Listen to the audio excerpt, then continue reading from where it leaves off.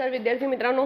So finally आपण आलेलो आहोत क्वेश्चन नंबर 26 टू 50 पर्यंत. टेस्ट नंबर 7 जो इकॉनॉमीचा पेपर होता त्याबद्दल आपण इथे डिस्कशन करत आहोत. So let us see what was the question 26. प्रश्न हा आहे की एखाद्या वस्तूच्या किमतीत वाढ होणे म्हणजे नक्की काय होणे. ठीक आहे, आता आपण म्हणतो की इन्फ्लेशन होत आहे किंवा वस्तूंच्या किमती वाढतायत, महागाई वाढते, चलनवाढ होते, म्हणजे नक्की काय होते. मूल्याच्या किंवा मुद्रेच्या मूल्यात कमतरता होते, चलनाच्या मूल्यात कमतरता होते, की इतर काही घटक याच्यासाठी कार्यरत आहेत. याबद्दल हा प्रश्न इथे विचारलेला आहे. सो टॉपिक आहे इन्फ्लेशन, चलनवाढ आणि त्याच्या संबंधीचा हा प्रश्न आहे. सो पहिले तर हे लक्षात घ्याल की चलनवाढ म्हणजे नक्की काय. चलनवाढचा अर्थ असा असतो की मुद्रेच्या मूल्यात कमी होणे किंवा कमतरता होणे.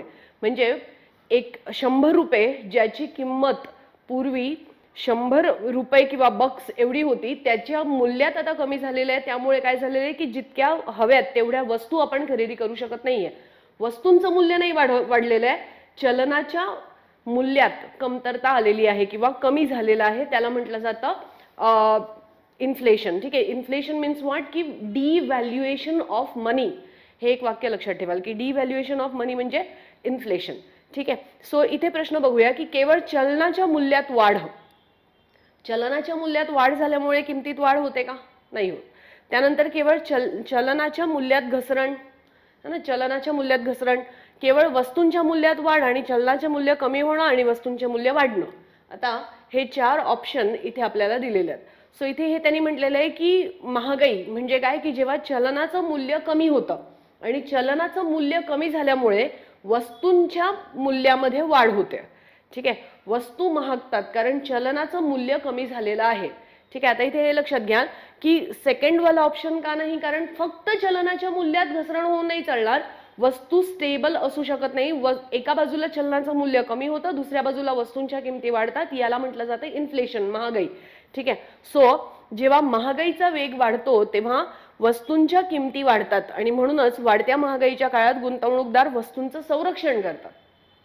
ठीक आहे, याचा अर्थ काय की स्टॉक करून ठेवलं जातं. इन्फ्लेशन जेव्हा वाढतं तेव्हा वस्तू स्टॉक करून ठेवल्या जातात आणि मग खूप जास्त जेव्हा बाजारात वस्तूंची कमतरता निर्माण होते तेव्हा हा स्टॉक केलेला माल किंवा स्टॉक केलेल्या ज्या वस्तू आहेत त्या बाजारात महाग दरात विकल्या जातात. सिंपलसा रूल आहे, डिमांड जास्त, सप्लाय कमी, प्राइसेस हाय. ठीक आहे, सो विशेषतः अनपेक्षित महागाईच्या परिस्थितीमध्ये हे होत असतं. म्हणजे आता बघा मान्सून वगैरे आला की कांदा महागतो. मग कांदा महागण्याचं काय कारण आहे, कारण याला स्टॉकिंग केलं जातं. ठीक आहे, सो हे आहे याचं उत्तर. त्यानंतर मग रुपयाची पूर्ण परिवर्तनीयता या संदर्भात खालील विधाने विचारात घ्या. सो फुल कन्व्हर्टिबिलिटी ऑफ मनी है ना, कम्प्लीट कन्व्हर्टिबिलिटी ऑफ मनी. सो मुद्रा किंवा करन्सी या संबंधी हा पार्ट आहे किंवा जे तुमचे foreign economy, foreign exchange, foreign economy या संदर्भात हा प्रश्न आहे. सो फ्री कन्व्हर्टेबिलिटी किंवा कम्प्लीट कन्व्हर्टेबिलिटी ऑफ मनी म्हणजे काय, रुपयाची पूर्ण परिवर्तनीयता म्हणजे काय. पहिली गोष्ट तर रुपया भारताचं चलन आहे, हे आपल्याला क्लिअर आहे. ठीक आहे, आता याची पूर्ण परिवर्तनीयता म्हणजे काय की जेव्हा रुपयाला आपण आंतरराष्ट्रीय स्तरावर फ्री फ्लोट करू देतो, कोणत्याही प्रकारचा सरकारी आधार न देता, तेव्हा त्याला पूर्ण परिवर्तनीयता म्हणतात. म्हणजे काय, याचा अर्थ असा आहे की जेव्हा रुपया देखील इतर मुद्रांसारखं कार्य करतो किंवा इतर विदेशी मुद्रांसारखं आंतरराष्ट्रीय चलन बाजारात कार्य करतो कोणत्याही शासकीय आधाराशिवाय, म्हणजे बाजाराच्या डिमांड आणि सप्लायनुसार रुपयाचं मूल्य ठरवलं जातं, तेव्हा त्याला फ्री फ्लोटिंग असं म्हणतात. ठीक आहे, पण भारतीय रुपया फ्री फ्लोटिंग करतो का, नाही करत है ना. त्याला आपण 40% सपोर्ट दिलेला असतो सरकारने, हे लक्षात ठेवाल. जेव्हा आपण या सेशनला बघू तेव्हा मी तुम्हाला पूर्ण हे शिकवेन ना. सो आंतरराष्ट्रीय चलनासह त्याचा फ्री फ्लोट म्हणजे जसं आंतरराष्ट्रीय बाजारात आंतरराष्ट्रीय मुद्रा ज्याप्रमाणे बिहेव करते, चा अर्थ मार्केटच्या डिमांड आणि सप्लायनुसार मुद्रेची व्हॅल्यू डिसाईड होत असते. त्याप्रमाणेच रुपयाला देखील जर आपण फ्री सोडून दिलं तर डिमांड आणि सप्लायनुसार रुपयाची व्हॅल्यू डिसाईड होईल. याला फ्री फ्लोटिंग म्हटलं जातं. ठीक आहे, त्यानंतर देशांतर्गत किंवा बाहेर कोणत्याही विहित ठिकाणी इतर कोणत्याही आंतरराष्ट्रीय चलनाशी रुपयाची थेट देवाणघेवाण. ठीक आहे, देशांतर्गत किंवा बाहेर म्हणजे आंतरराष्ट्रीय बाजारात कोणत्याही ठिकाणी आंतरराष्ट्रीय चलनाशी रुपयाची थेट देवाणघेवाण म्हणजे बाजाराने रुपयाचा भाव डिसाईड करायचा, शासनाने नाही. ठीक आहे. सो अशा प्रकारे जेव्हा परिस्थिती असते तेव्हा त्याला पूर्ण परिवर्तनीयता म्हणतात आणि हे इतर कोणत्याही आंतरराष्ट्रीय चलनाप्रमाणेच कार्य करते.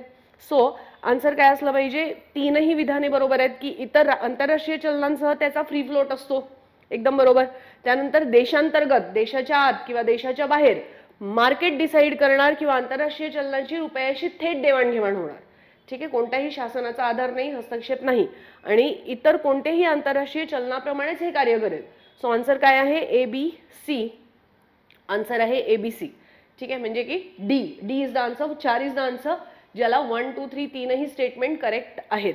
मग स्पष्टीकरण काय की पूर्ण परिवर्तनीयता म्हणजे काय. सो पूर्ण परिवर्तनीयता म्हणजे असं की भारताची मुद्रा रुपया जो आहे त्याची आंतरराष्ट्रीय बाजारात डिमांड आणि सप्लायच्या आधारावर दर डिसाईड होणं, त्याचा रेट डिसाईड होणं. ठीक. आणि त्याच्यासाठी कोणत्याही नियामक हस्तक्षेपाशिवाय, हे महत्वाचं की ना आरबीआय ना गव्हर्नमेंट कोणीही हस्तक्षेप न करता रुपयाचा जो मार्केट रेट डिसाईड होईल त्याला कंप्लीट कन्व्हर्टिबिलिटी म्हटलं जातं. आणि त्यानंतर मग गुंतवणूक, पैसे पाठवणे, मालमत्ता खरेदी विक्री करणे यासह अनेक उद्दिष्टांसाठी भांडवलाच्या आवक किंवा बहिर्वाहावर मर्यादा असू शकत नाही. ठीक आहे. याला पूर्ण परिवर्तनीयता असं म्हटलं जातं. त्यानंतर मग इथे प्रश्न विचारलेला आहे की उत्तर भारताच्या तुलनेत दक्षिण भारतातील साखर उत्पादनाच्या जलद वाढीसाठी कोणकोणते घटक कारणीभूत आहेत. ठीक आहे.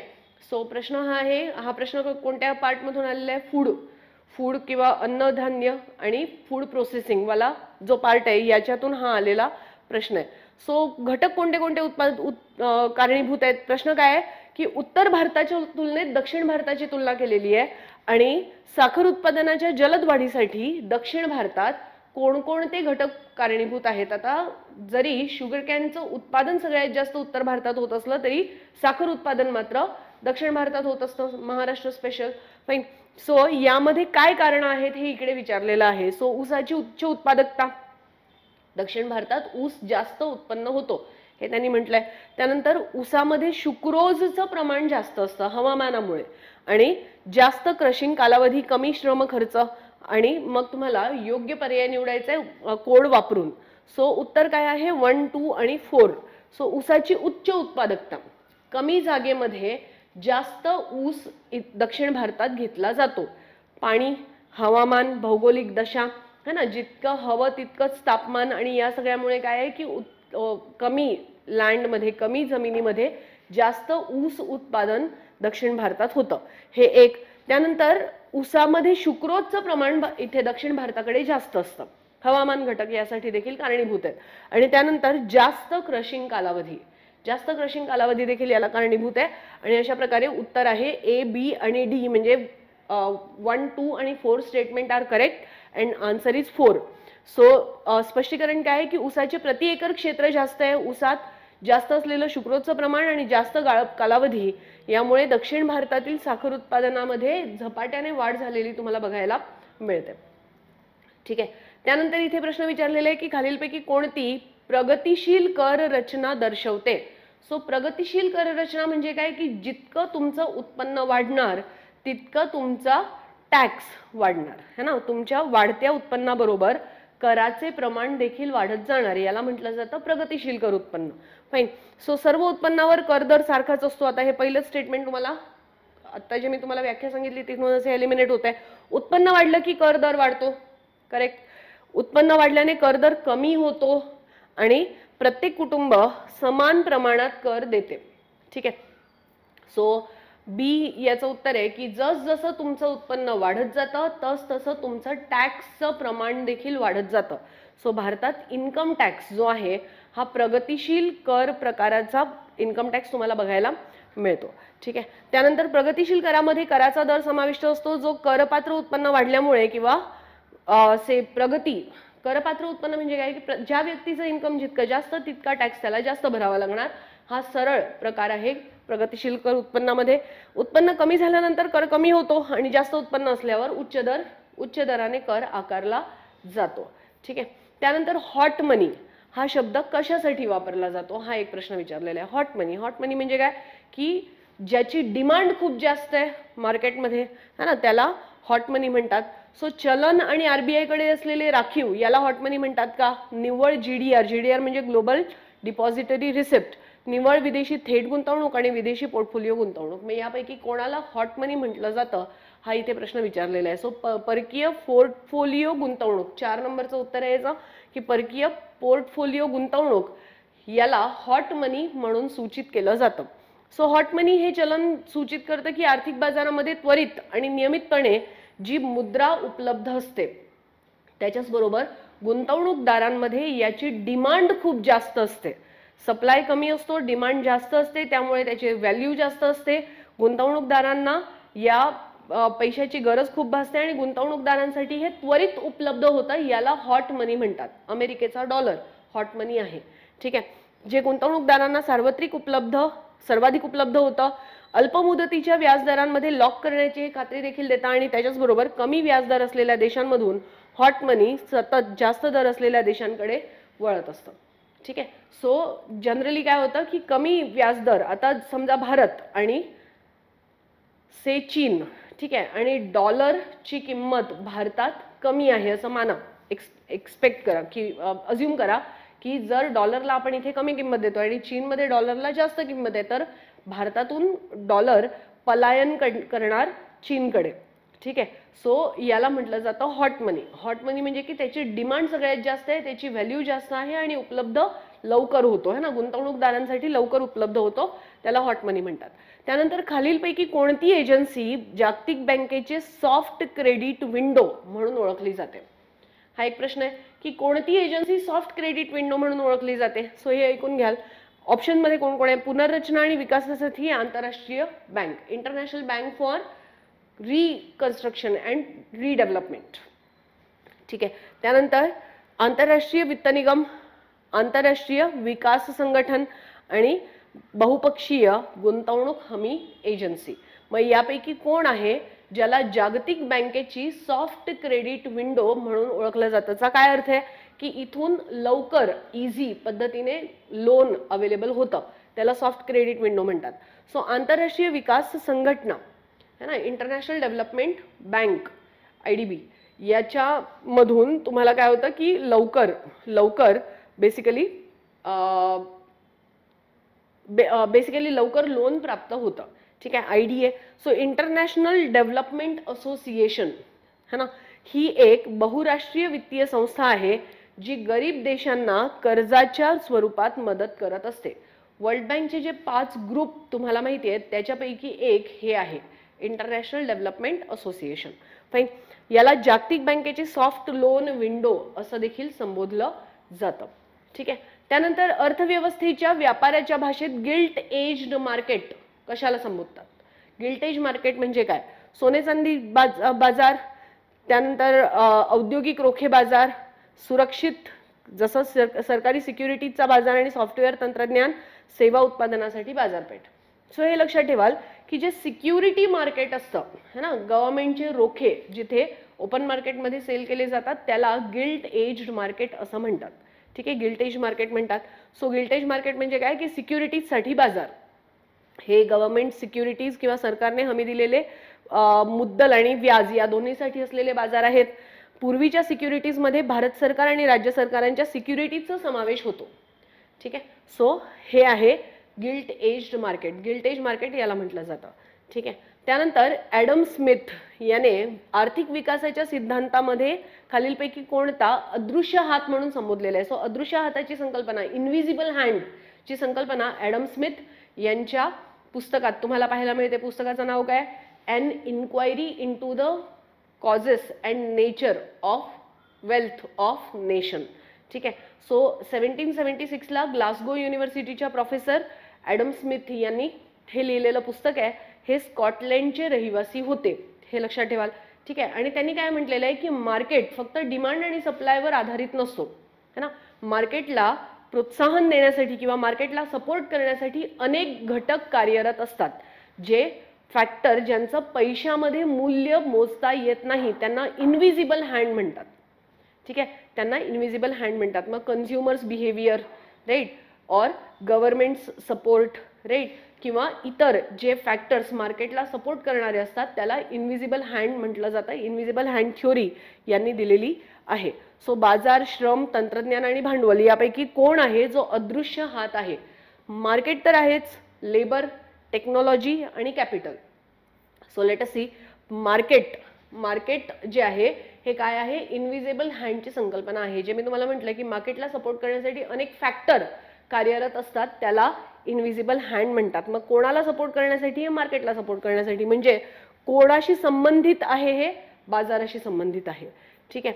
सो अदृश्य हात हा शब्द ॲडम स्मिथ यांची प्रसिद्ध कृती जी आहे या पुस्तकाचं नाव आहे, पुन्हा एकदा लक्षात घ्या, an inquiry into the nature and causes of wealth of nation.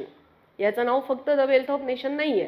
1776ला हे पुस्तक लिहिण्यात आलं होतं. या पुस्तकामध्ये लेसिस फेअरची नीती सांगितली होती. लेसिस फेअरची नीती म्हणजे काय? अहस्तक्षेप. शासनाने बाजार व्यवस्थेत खूप जास्त हस्तक्षेप करू नये आणि भांडवलशाही अर्थव्यवस्थेला या पुस्तकाच्या माध्यमातून प्रोत्साहन देण्याचा प्रयत्न केला गेला होता. हे का केलं होतं? कारण लक्षात घ्याल की भांडवलशाही व्यवस्था फ्युडलिझम, सरंजामशाही व्यवस्थेचा प्रतिकार होती. ठीक आहे. भांडवलशाही व्यवस्था फ्युडलिझमचा किंवा सरंजामशाही व्यवस्थेचा प्रतिकार होती. आणि फ्युडलिझम मध्ये काय व्यवस्था होती? फ्युडलिझम मध्ये सरंजामदार आणि शासन यांचा अतिशय हस्तक्षेप असे. सो ॲडम स्मिथने जे पुस्तक लिहिलं त्यामध्ये काय म्हटलं की भांडवलदारी अर्थव्यवस्थेसाठी बेसिकली काय करायला पाहिजे की शासनाचा हस्तक्षेप कमीत कमी असायला पाहिजे. आणि मग हे सांगताना त्यांनी म्हटलं की मार्केटला जर फ्री सोडलं तर मार्केट फक्त डिमांड आणि सप्लायवर कार्य करत नाही, अनेक असे फॅक्टर असतात जे इनविजिबल हँड सारखे कार्य करतात, जे मार्केटला सपोर्ट करत असतात. याला म्हटलेलं आहे इनविजिबल हँड ची थ्योरी. ठीक आहे. त्यानंतर वेगवान महागाई सोबत हळूहळू वाढ होत असलेल्या अर्थव्यवस्थेतील परिस्थितीला काय म्हणतात? म्हणजे एका बाजूला महागाई जोरात वाढते आणि दुसऱ्या बाजूला अर्थव्यवस्थेत देखील वाढ होत आहे. म्हणजे काय की वेगवान महागाई, किंमत पातळी वाढते आणि हळूहळू अर्थव्यवस्था देखील वाढते. याला काय म्हणतात असं विचारलेलं आहे? स्थिरता, डिफ्लेशन, स्टॅगफ्लेशन आणि मंदी. सो फास्ट तुमच्या किमती वाढतायत आणि एका बाजूला अर्थव्यवस्था स्टॉप होताना दिसते. आता हे जे ऑप्शन आहे त्याच्यावरून तर हाच त्याचा अर्थ आहे की किंमत वाढत आहे आणि ग्रोथ कमी होत आहे. या व्यवस्थेला काय म्हटलं जातं? सो हे जे हे बिझनेस सायकलचे काही व्यवस्था तुम्हाला पाहायला मिळतात. मग बिझनेस सायकलमध्ये तुम्हाला बघायला मिळतं की स्थिरता, स्टेबिलिटी. स्टेबिलिटी म्हणजे काय की मोठ्या काळापर्यंत वस्तूंच्या किमती स्थिर असणे. चलनाचं मूल्य स्थिर आहे, वस्तूंच्या किमती स्थिर आहेत, त्याला म्हटलं जातं स्थिरता. ठीक आहे. त्यानंतर डिफ्लेशन. डिफ्लेशन म्हणजे काय? डिफ्लेशनचा अर्थ आहे इन्फ्लेशनच्या विरोधात. इन्फ्लेशन म्हणजे काय? वस्तूंच्या किमती वाढत आहेत, है ना. आणि डिफ्लेशन म्हणजे काय? वस्तूंच्या किमती कमी होत आहेत. मग वस्तूंच्या किमती का कमी होत आहेत? सप्लाय जास्त झालेला आहे, डिमांड कमी झालेली आहे. डिमांड का कमी झालेली आहे? कारण लोकांची पर्चेसिंग पॉवर कमी झालेली आहे. तेव्हा डिमांड कमी होताना तुम्हाला बघायला मिळते, त्याला म्हटलं जातं डिफ्लेशन. स्टॅगफ्लेशन म्हणजे काय? की जेव्हा डिफ्लेशनची व्यवस्था काही काळापर्यंत स्थिर राहते तेव्हा त्याला स्टॅगफ्लेशन म्हणतात. आणि जेव्हा स्टॅगफ्लेशन 6 महिन्यापर्यंत स्थिर राहतं तेव्हा त्याला म्हटलं जातं मंदी किंवा रिसेशन. ठीक आहे. हे बिझनेस सायकल आहे, व्यापार चक्राचा हा पार्ट आहे.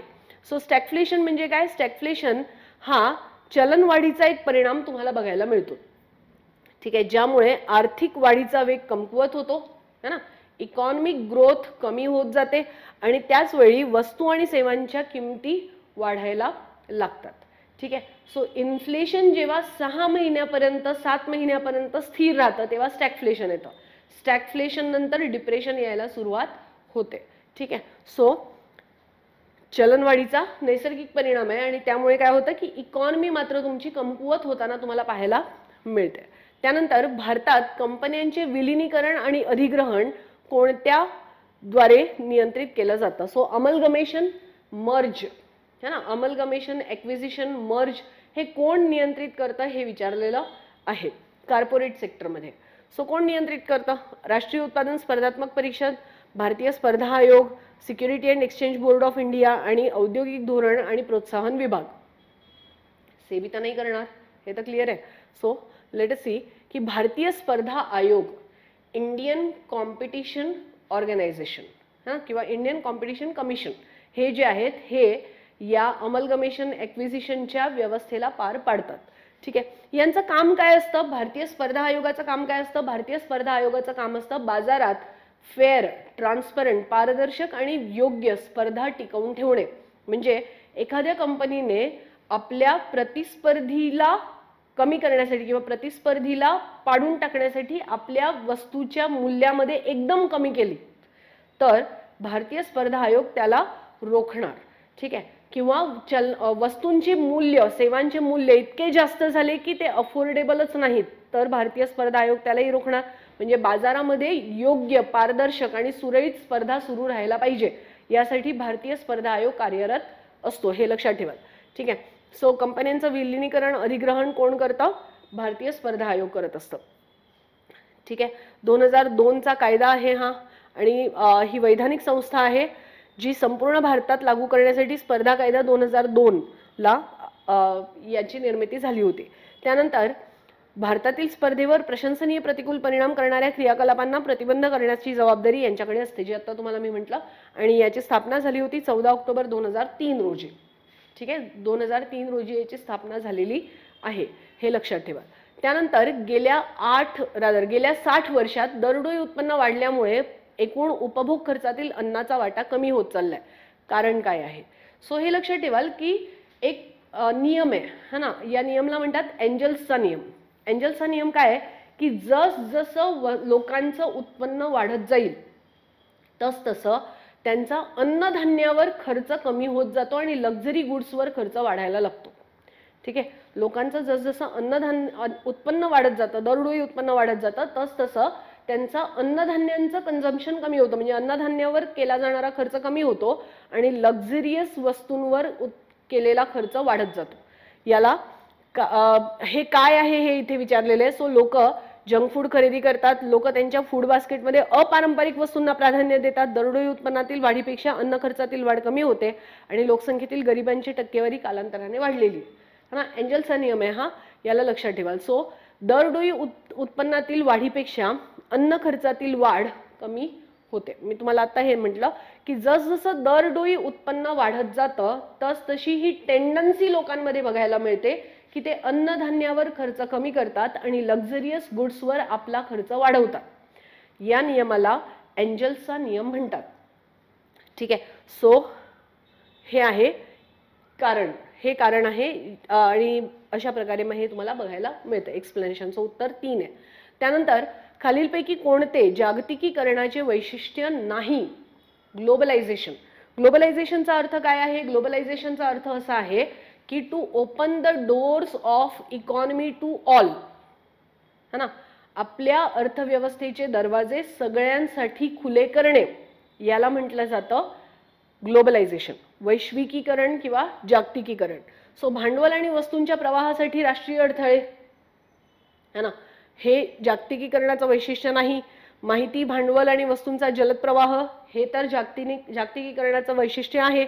सांस्कृतिक, आर्थिक आणि राजकीय संबंधांचे नेटवर्किंग हे देखील आहे. त्यानंतर औपचारिक आणि अनौपचारिक संस्थात्मक व्यवसायांची जागतिक पायाभूत सुविधा. सो हे लक्षात ठेवा.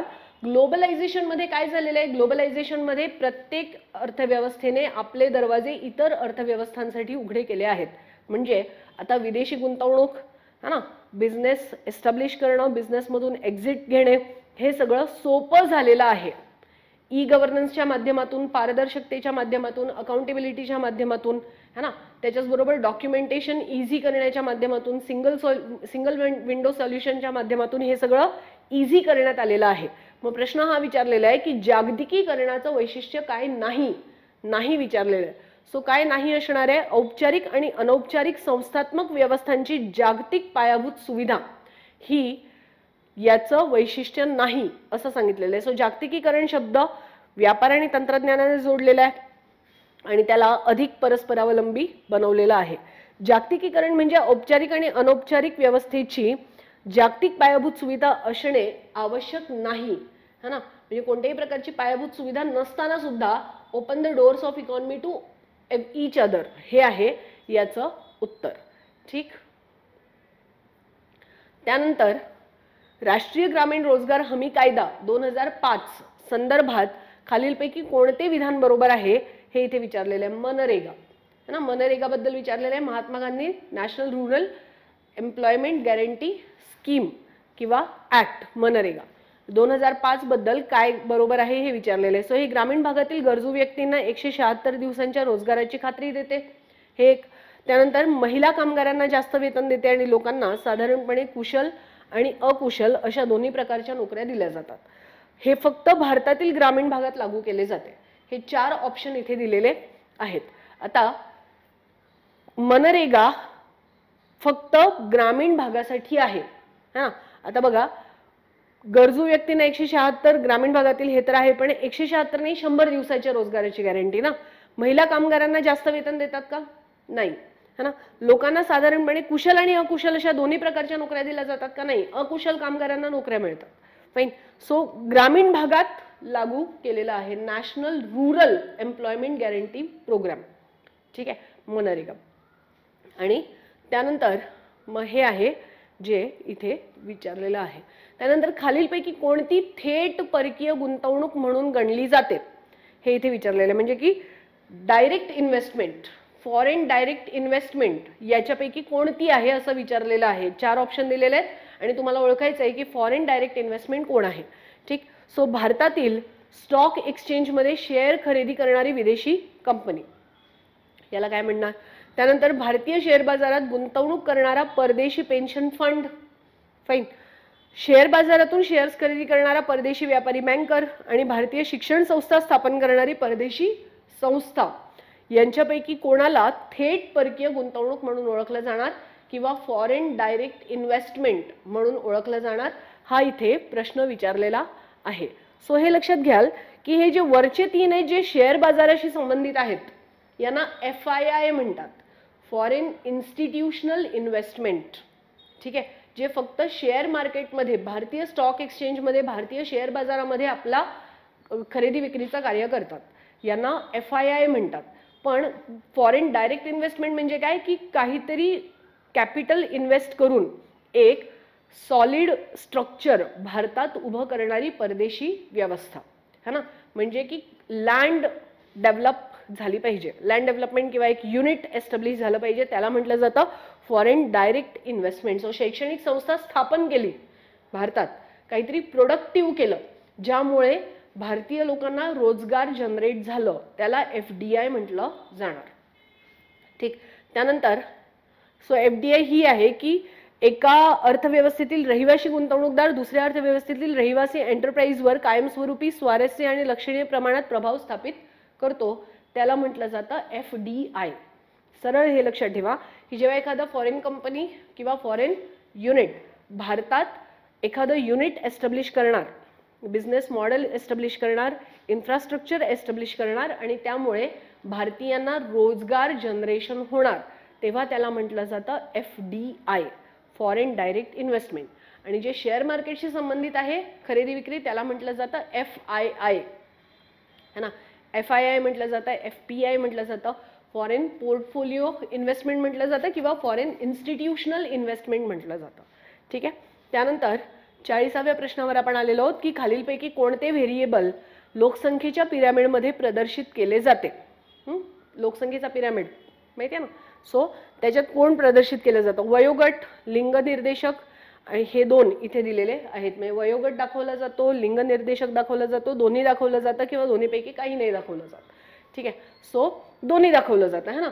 लोकसंख्येच्या पिरॅमिडमध्ये ग्रीन आणि ब्ल्यू अशा प्रकारे 2 रंग तुम्हाला जनरली बघायला मिळतात, ठीक. आणि मग वयोगटानुसार 1 to 100चा स्केल दिलेला असतो, 0 पासून 100 पर्यंत, फाईन. मग तिथे तुम्हाला वयोगट दाखवला जातो, लिंग दाखवलं जातं आणि त्याच्याबरोबर एक्सपेक्टन्सी, लाईफ एक्सपेक्टन्सी, त्यानंतर CBR CDR हे सगळं त्या पिरॅमिडमध्ये आपल्याला बघता येतं, फाईन. सो हे आहे दोन्ही याचं उत्तर असायला पाहिजे. So C is the answer, ठीक आहे.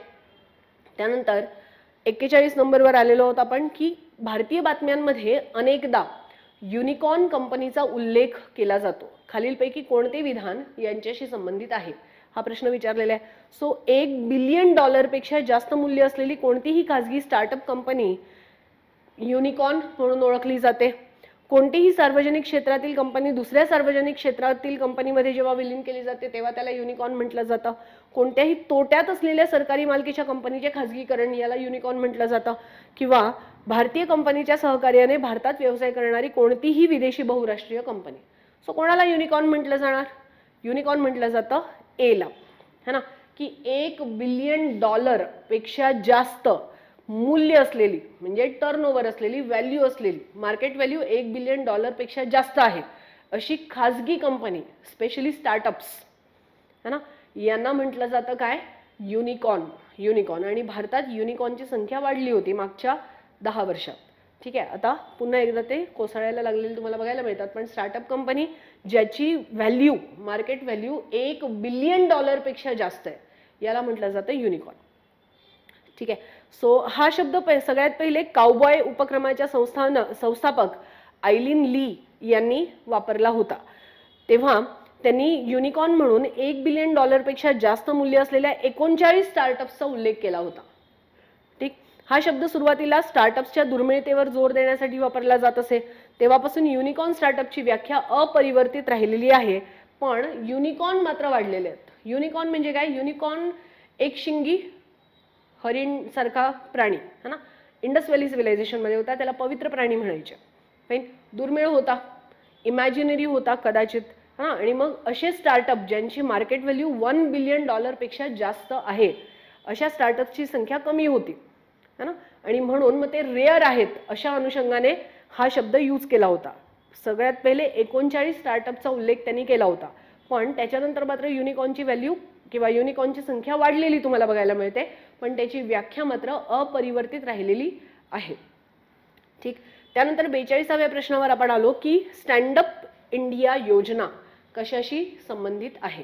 So standup India, startup India, Mudra loan, है ना, हे सगळे जे आहेत ते कशाशी संबंधित आहेत? रोजगार संचालनाशी. आणि मग या योजनांतर्गत लोन दिले जातात विविध गटांना. मग त्यापैकी स्टार्टअप कोणासाठी आहे? तरुण उपक्रम घेऊन आलेले जे तरुण आहेत त्यांना स्टार्टअप करण्यासाठी, बिझनेस सुरू करण्यासाठी स्टार्टअप योजना. स्टँडअप कोणासाठी आहे?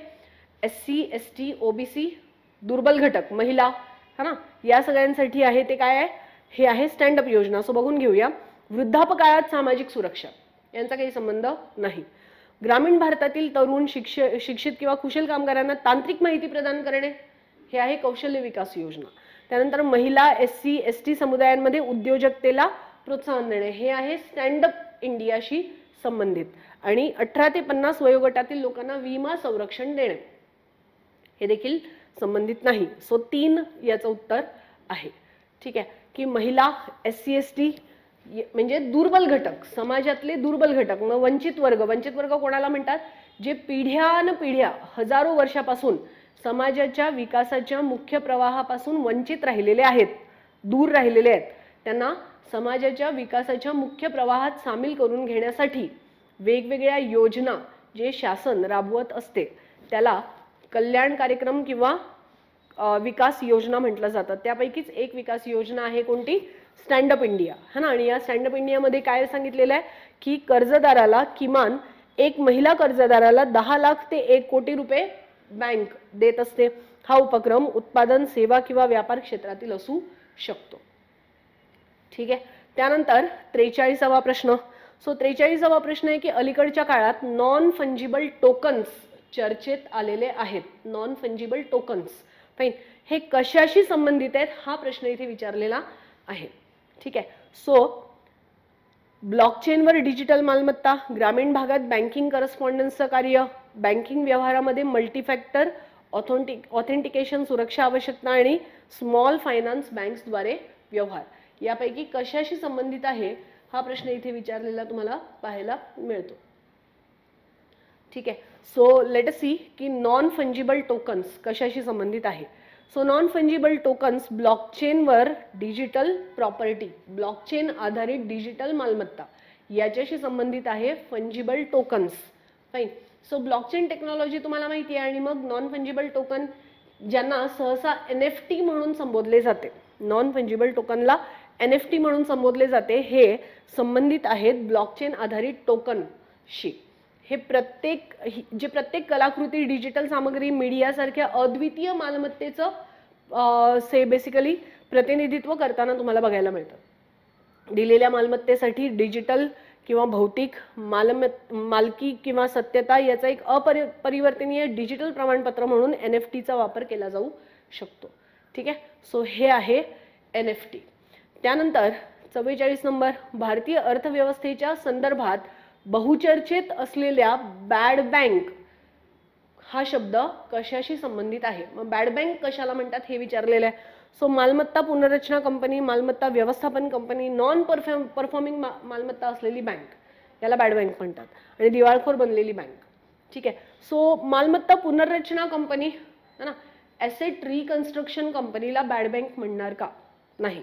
ठीक आहे, त्यानंतर मालमत्ता व्यवस्थापन कंपनी, ॲसेट मॅनेजमेंट कंपनीला बॅड बँक म्हणणार का? नाही। खूप जास्त NPA असलेली बँक, NPA म्हणजे non performing asset, non performing asset म्हणजे हे की कंटिन्यू 90 दिवसापर्यंत ना व्याज ना मुद्दल, लोनच्या न व्याज न मुद्दल दोन्हीपैकी काहीही घेऊ शकले नाही किंवा मिळवू शकली नाही अशी बँक, याला म्हटलं जातं NPA। ठीक, आणि दिवाळखोर बनलेली बँक, इन्सॉल्व्हंट बनलेली बँक, मग यापैकी बॅड बँक कोणाला म्हटलं जातं? Bad bank non performing asset किंवा बॅड लोन्स खरेदी करण्यासाठी स्थापन केलेली संस्था आहे त्याला म्हटलं जातं, हे लक्षात ठेवाल। ठीक आहे, याला हे जरा लक्षात ठेवाल की भारतीय अर्थव्यवस्थेच्या संदर्भात बॅड बँक कोणाला म्हटलं जातं? याला म्हटलं जातं जी बँकांकडून नॉन परफॉर्मिंग असेट किंवा बॅड लोन्स खरेदी करते आणि त्याच्यानंतर मग बॅलन्स शीट मधून बुडीत कर्ज काढून बँकांवरील भार कमी करण्याचा प्रयत्न करते आणि ग्राहकांना कोणत्याही अडचण न देता पुन्हा एकदा कर्ज देण्यास मदत करते, याला म्हटलं जातं बॅड बँक। फाइन, ठीक आहे। सो अशा प्रकारे हे आहे। त्यानंतर बिगर वित्तीय बँकिंग कंपनी म्हणजे काय किंवा बिगर बँकिंग वित्तीय कंपनी खालीलपैकी काय करू शकत नाही हे विचारलेलं आहे। म्हणजे NBFC याला म्हणतात बघा, नॉन बँकिंग फायनान्शियल इन्स्टिट्यूट है ना। सो या काय करू शकत नाही? सो काय करू शकत नाही? कर्ज देऊ शकतात की नाही देऊ शकतात, गुंतवणूक करू शकतात, बँकांकडनं कर्ज घेऊ शकतात, डिमांड डिपॉझिट स्वीकारणे आणि चेक जारी करणे हे करू शकत नाही है ना। सो पब्लिक कडनं डिमांड डिपॉझिट स्वीकारू शकत नाहीत आणि चेक जारी करू शकत नाही NBFC। सो हे आहे NBFC मध्ये की NBFC ठेवी स्वीकारू शकत नाही, चेक इश्यू करू शकत नाही, NBFC पेमेंट आणि सेटलमेंट सिस्टमचा भाग बनत नाहीत, स्वतः काढलेले चेक इश्यू करू शकत नाही, ठेव विमा, क्रेडिट गॅरंटी कॉर्पोरेशनची ठेव विमा सुविधा NBFCच्या ठेवीदारांसाठी उपलब्ध नाही आणि इतर बँकांच्या बाबतीत देखील हे तुम्हाला पाहायला मिळतं। ठीक आहे, सो 46 नंबरचा प्रश्न आहे। 46 नंबरचा प्रश्न आहे, खालीलपैकी कोणते केंद्रीय वैशिष्ट्य भांडवलशाही व्यवस्थेशी संबंधित नाही? कॅपिटलिस्ट इकॉनॉमीशी संबंधित नाही असं विचारलेलं आहे। सो सामान्यीकृत वस्तू उत्पादन ज्याचे बाजार मूल्य निश्चित आहे हे भांडवलशाही अर्थव्यवस्थेशी संबंधित आहे का? उत्पादक संपत्ती प्रामुख्याने खासगी हातात असणे, आर्थिक जीवन बाजारांच्या तत्वानुसार आयोजित केले जाते आणि आर्थिक संघटना नियोजनावर आधारित असून संसाधन वाटपाची एक तर्कसंगत प्रक्रिया इथे बघायला मिळते। मग यापैकी कोण आहे जे भांडवलशाही अर्थव्यवस्थेशी संबंधित नाही असं विचारलेलं आहे? सो आर्थिक संघटना नियोजनावर आधारित असून संसाधन वाटपाची एक तर्कसंगत प्रक्रिया बघायला मिळते, ही समाजवादी अर्थव्यवस्थेचं लक्षण आहे, भांडवलशाही अर्थव्यवस्थेचं लक्षण नाही। रिसोर्सेसचं नियोजन करून है ना तर्कसंगत आधारावर विभाजन केले जाणे, वाटणी केले जाणे हे समाजवादी अर्थव्यवस्थेचं लक्षण आहे, भांडवलशाही अर्थव्यवस्थेचं नाही। ठीक आहे, आणि अशा प्रकारे हे इथे आपण कव्हर केलं। त्यानंतर 47व्या प्रश्नावर आलेलो आहोत की पुढचा खालीलपैकी कोणता अहवाल शाश्वत विकास म्हणजे भारतातील पिढ्यांच्या स्वतःच्या गरजा पूर्ण करण्याच्या क्षमतेशी तडजोड न करता सध्याच्या पिढीच्या गरजा पूर्ण करणारा विकास म्हणून परिभाषित केला जातो किंवा परिभाषित करतो? म्हणजे शाश्वत विकासची डेफिनेशन कोणी दिलेली आहे हे विचारलेलं आहे। शाश्वत विकास म्हणजे काय की भविष्यातील पिढ्यांच्या हिताशी तडजोड न करता आपल्या पिढीचं हित भागवणे, म्हणजे नैसर्गिक संसाधनांचं दोहन करताना हे भान ठेवणे की भविष्यातील पिढ्यांना आपण केलेल्या कर्मांचा फळ मिळू नये. म्हणजे आपण निसर्गाला पर्यावरणाला इतकं जास्त ऱ्हास करून टाकला, धोका पोचवला की येणाऱ्या पिढ्यांना स्वच्छ पाणी, स्वच्छ जल, स्वच्छ सूर्यप्रकाश, स्वच्छ वातावरण राहणारच नाही है ना. म्हणजे येणाऱ्या पिढ्या आपल्यामुळे से परिणाम भोगतील अशी कार्य न करणे याला म्हटलं जातं शाश्वत विकास. फाईन. सो ही व्याख्या कोणी दिलेली आहे असं विचारलेलं आहे. ब्रंटलँड अहवाल, संयुक्त राष्ट्राचा मानव विकास अहवाल, रिओ अर्थ समिटचा अजेंडा 21 की OECD पॉलिसी ब्रीफ, कोणी दिलेलं आहे. ठीक आहे. सो ब्रंटलँड अहवालामध्ये ही व्याख्या तुम्हाला बघायला मिळते. ब्रंटलँड अहवालाने ही व्याख्या दिलेली आहे. सो ब्रंटलँड अहवालाने शाश्वत विकासासाठी मार्गदर्शक तत्वे विकसित केली आहेत, जी आज सामान्यतः शाश्वत विकास म्हणून समजली जातात. ब्रंटलँड अहवालात असे म्हटलेले आहे की गंभीर जागतिक पर्यावरणीय समस्या प्रामुख्याने दक्षिणेकडीलही प्रचंड गरिबी आणि उत्तरेकडील उपभोग आणि उत्पादनाच्या टिकाऊ नमुन्यांचा परिणाम आहेत. आता जे पृथ्वीवर किंवा पूर्ण जगात जे से विषमता दिसते किंवा संसाधनांचं दोहन तुम्हाला बघायला मिळतं किंवा एका देशात प्रचंड दारिद्र्य, एका देशात प्रचंड श्रीमंती, हे जे बघायला मिळतं हे कशामुळे झालेलं आहे? पर्यावरणाचा विषम दोहन करण्यात आलेल्या संसाधनांचा उपभोग एका देशाने खूप जास्त घेतला, कार्बन एमिशन खूप जास्त केलं, त्याचा परिणाम दुसरा देश भोगताना तुम्हाला पाहायला मिळतोय. ठीक आहे. सो हे ब्रंटलँड अहवालामध्ये सांगितलेलं आहे. त्यानंतर 48व्या प्रश्नाकडे आपण आलो की खालीलपैकी कोणते विस्तारित निधी सुविधेद्वारे देशाला मदत करते? विस्तारित निधी सुविधेद्वारे देशाला मदत करते हे विचारलेले आहे. सो कृषी विकासासाठी आंतरराष्ट्रीय निधी, आंतरराष्ट्रीय नाणेनिधी, पुनर्रचना आणि विकासासाठी आंतरराष्ट्रीय बँक आणि संयुक्त राष्ट्र विकास कार्यक्रम, 4 ऑप्शन आपल्याला दिलेले आहेत. सो विस्तारित निधी सुविधेसाठी देशाला कोण मदत करतं?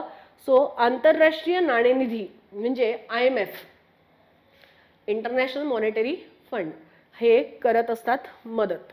मग EFF अल्पकालीन देयक शिल्लक समस्यांना तोंड देत असलेल्या देशांना आर्थिक सहाय्य प्रदान करते. IMF आहे हे, EFF नाही, IMF आहे हे. ठीक आहे. ज्यांना संबोधित करण्यासाठी दीर्घकालीन संरचनात्मक बदल आवश्यक आहेत. सो IMF अशा प्रकारे आर्थिक समस्यांना तोंड देत असलेल्या देशांना आर्थिक मदत करत असते. ठीक आहे. त्यानंतर आपण आलो 49व्या प्रश्नावर की ई-संजीवनी भारत सरकारची मोफत टेलिमेडिसिन सेवा अलीकडेच कोणासोबत एकत्रित करण्यात आलेली आहे? म्हणजे ई मेडिसिनशी संबंधित असलेली किंवा ई-संजीवनी ही जी टेलिमेडिसिनशी संबंधित असलेली सेवा आहे त्याचा अमलगमेशन झालेलं आहे, मर्ज झालेली आहे कोणत्या योजनेसोबत असा प्रश्न विचारलेला आहे. आयुष्मान भारत डिजिटल मिशन, आम आदमी विमा योजना, प्रधानमंत्री सुरक्षा विमा योजना, सार्वत्रिक आरोग्य विमा योजना, कशाशी हे मर्ज झालेलं आहे? ठीक. So Ayushman Bharat digital mission शी हे मर्ज झालेलं आहे. Ayushman Bharat centre for health and wellness कार्यक्रमाअंतर्गत eSanjeevani doctor to doctor telemedicine प्रणाली लागू केली जात आहे. ठीक आहे. त्यानंतर कर्ज वगळून सरकारच्या एकूण उत्पन्नावरील एकूण खर्चाचे आधिक्य म्हणून खालीलपैकी काय ओळखलं जातं? म्हणजे कर्ज वगळता सरकारचा एकूण उत्पन्नावरील एकूण खर्च आधिक्य, म्हणजे खर्च जास्त आहे आणि उत्पन्न कमी आहे आणि कर्ज वगळलेलं आहे, मग याला काय म्हणतात हा प्रश्न विचारलेला आहे. प्राथमिक तूट, वित्तीय तूट, चालू तूट, भांडवली तूट, कर्ज वगळता है ना. सो याला काय म्हणतात? याला म्हणतात वित्तीय तूट, फायनान्शियल डेफिसिट. ठीक. अर्थसंकल्पीय तूट म्हणजे एकूण खर्च एकूण पावत्यांनुसार कमी किंवा एकूण पावत्यांना एकूण खर्चातून जर मायनस केलं तर तुम्हाला बघायला मिळेल काय? एक अर्थसंकल्पीय तूट, बजेटरी फायनान्स, बजेटरी डेफिसिट. ठीक आहे. त्यानंतर महसुली तूट म्हणजे काय? Revenue deficit. रेव्हेन्यू डेफिसिट काय असतं? महसुली प्राप्ती मधून जेव्हा महसुली खर्च वगळला जातो तेव्हा त्याला म्हटलं जातं काय? Revenue deficit. राजकोषीय तूट म्हणजे काय?